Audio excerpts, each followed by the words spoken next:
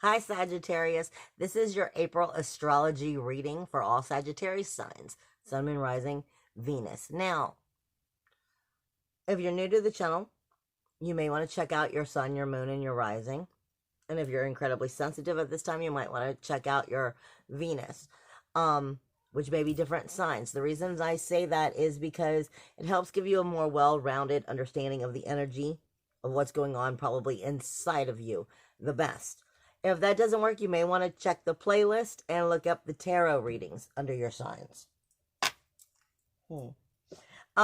Anyway, and then I want to throw out there, if you're coming as a Moon Sagittarius or a Venus Sagittarius, I'm probably getting more into your emotional depths or the depths of who and what you are. Because Venus I do not see as love. I see Venus as your sensitivities and whether it's positive or negative and where you're taking that according to that emotionally, mentally, spiritually, physically.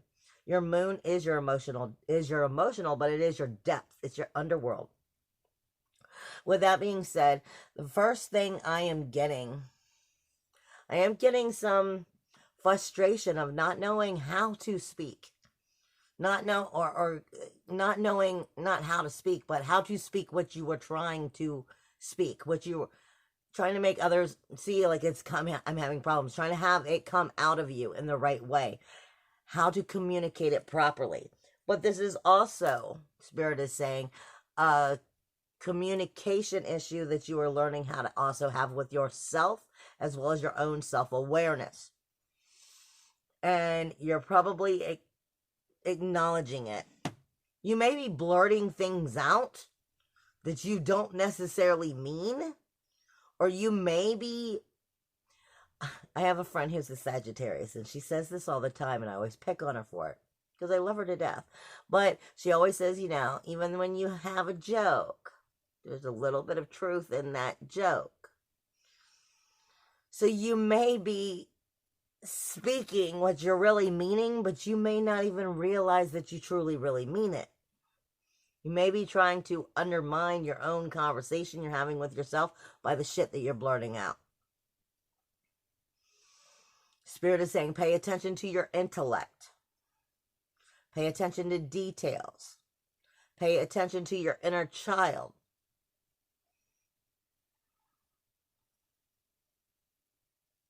And then they're also saying something's going on with money. I'm not knowing where that's going yet. I'm getting growth in it in some way. Of how you can gain or spend your money. That has to do with your self-worth, self-value, self-esteem, and we'll get into that in a few. You are overcoming some grief, sorrow, shame, blame, some insecurities.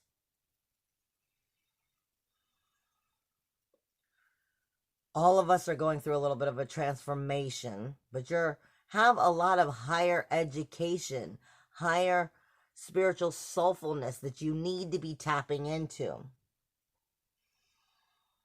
But what you may be illuminating without realizing it is the insecurities.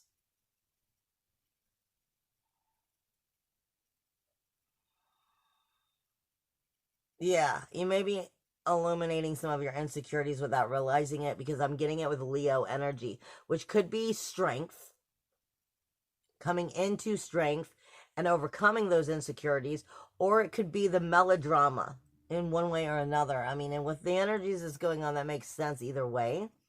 But I'm getting definitely Venus energy. So it's definitely sensitive. And you are shape-shifting. You're shape-shifting within your spiritual journey, within your own soulful connection, within your own depth. That's actually a beautiful energy. It may not feel it as you're going through it, because as we have to go through some of our insecurities to become secure, that's never comfortable. But it is actually a very powerful energy if you are truly, you know, having that communication with yourself and being honest and upfront with yourself. Because Spirit says there's some self-deception in this area and that you're turning your back on it. Or for many of you, or at least for some of you. That would be, yeah, turning your back on some of your insecurities and washing it away with like a joke. But this has a lot to do with your self-communication and the roots of who and what you are. Or possibly the root chakra coming into security itself, safety.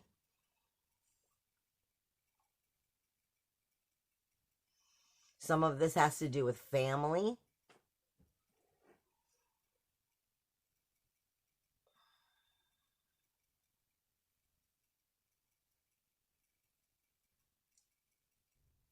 I keep getting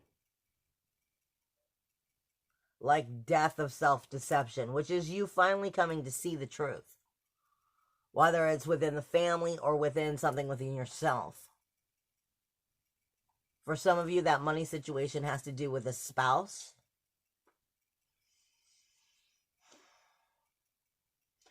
Or joint resources that deal with the money.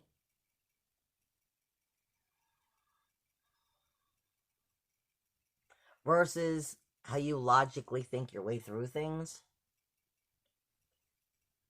You need to see to a higher perspective in this. A higher awareness.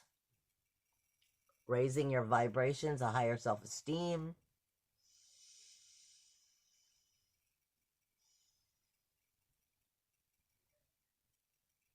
And I think that's all that I'm getting out of Spirit at the moment, other than they just keep coming back to communication.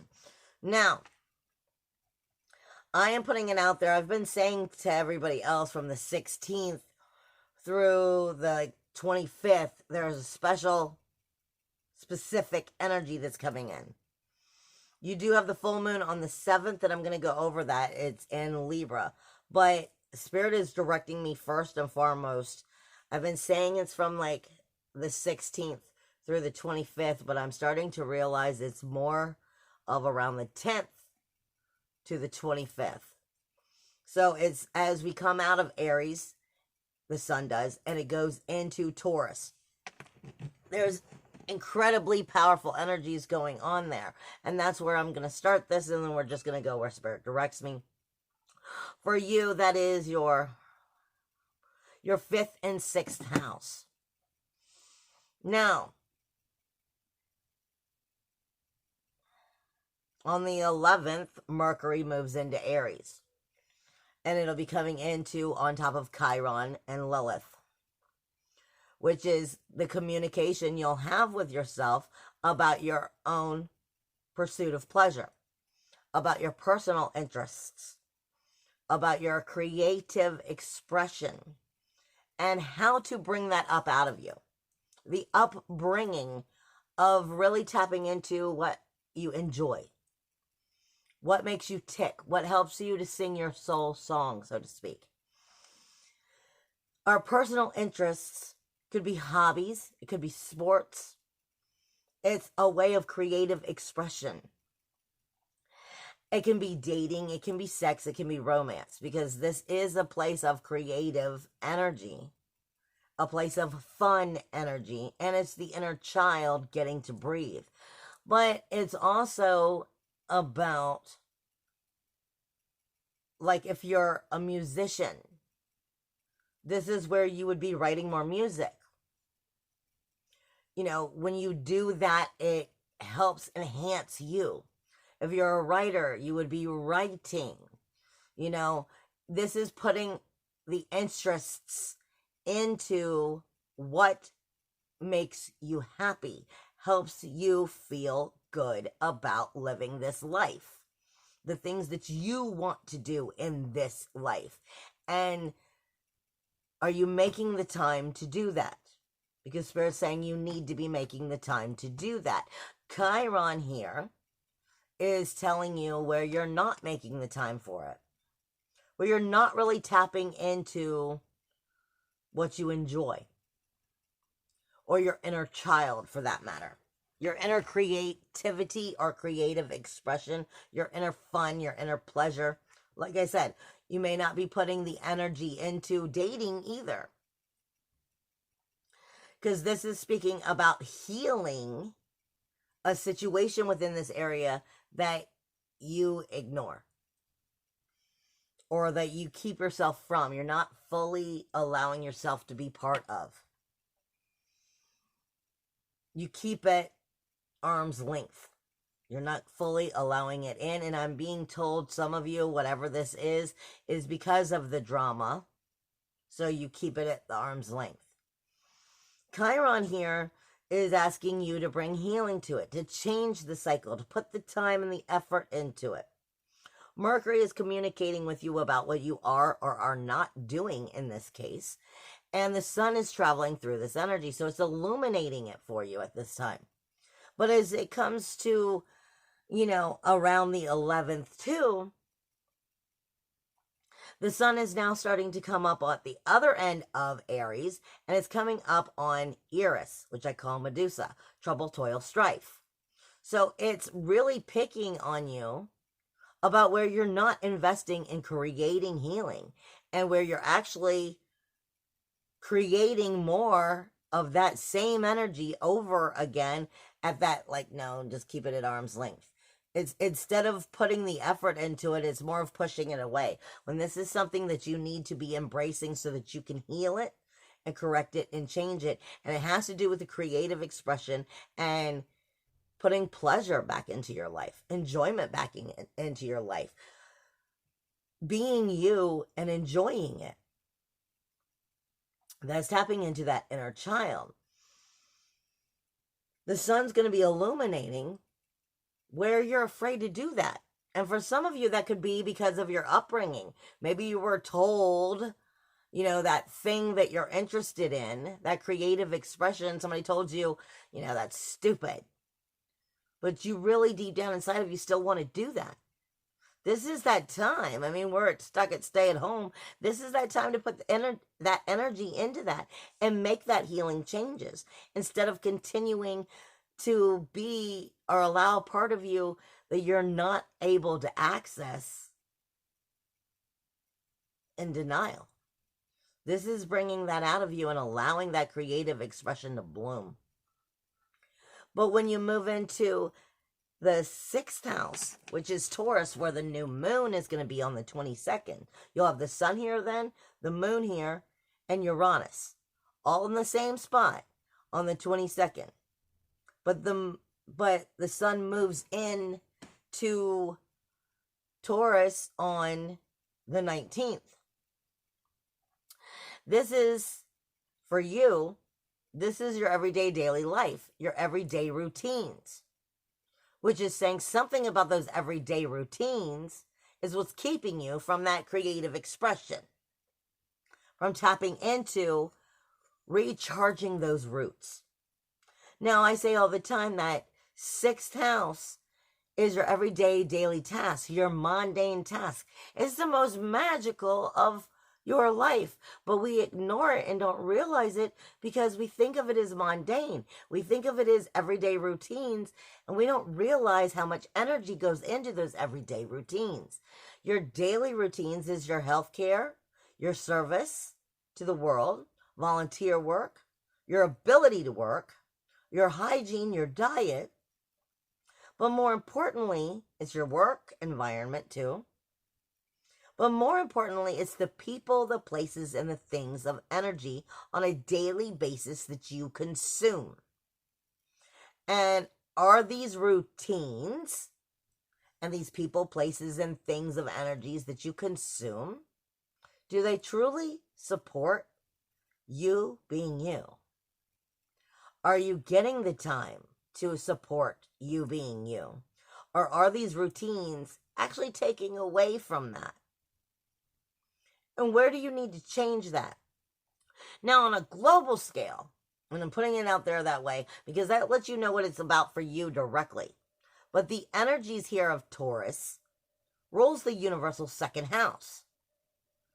And I want you to understand this more thoroughly.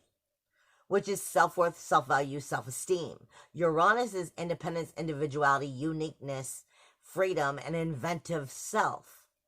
So this is speaking to you about investing in yourself and investing in the security of being yourself, which brings us back to investing in your creative expression.